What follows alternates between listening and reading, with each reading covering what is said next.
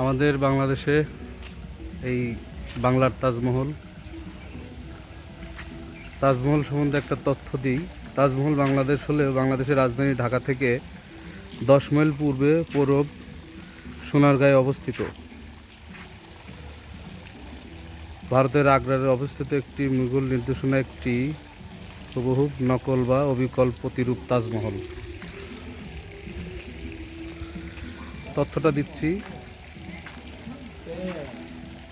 এর একজন ধন্যবান্ন চলচ্চিত্র নির্মাতা 2008 সালের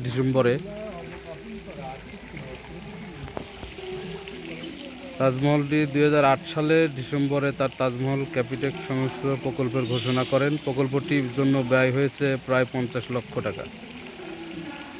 এটি রাজধানী ঢাকা 20 মাইল উত্তর পূর্ব সোনারগাঁয়ে পূর্বে নির্মিত হয়। এটি নির্মাণের কারণ হিসাবে তিনি জানান, এই তাজমহল রেপ্লিকাটি তৈরি করা হয়েছে যেন তার দেশের দারিদ্র মানুষ যাদের ভারতে গিয়ে প্রকৃতির সৌন্দর্য দেখার সামর্থ্য নেই, তারা যেন তাজমহল দেখার স্বপ্ন পূরণ করতে পারেন নিজের দেশে থেকেই।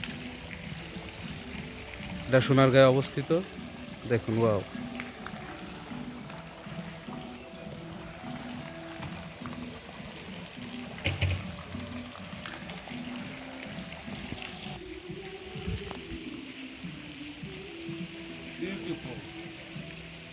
আগ্রার তাজমহলের স্বপ্ন পূরণ করলাম বাংলার তাজমহলের।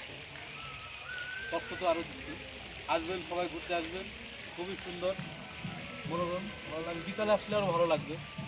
বিকালে রোদ্রের উপর প্রচণ্ড রোদ্রের মধ্যে আসছি, তবে বাচ্চা কাচ্চা নিয়ে আসলে বিকালে আসতে হবে। তাই বিকালে আসলে আসলে দাদা একেবারে মানে আমি বলবো যে একেবারে স্বাভাবিক মিলে একেবারে খারাপ না, মোটামুটি ভালোই।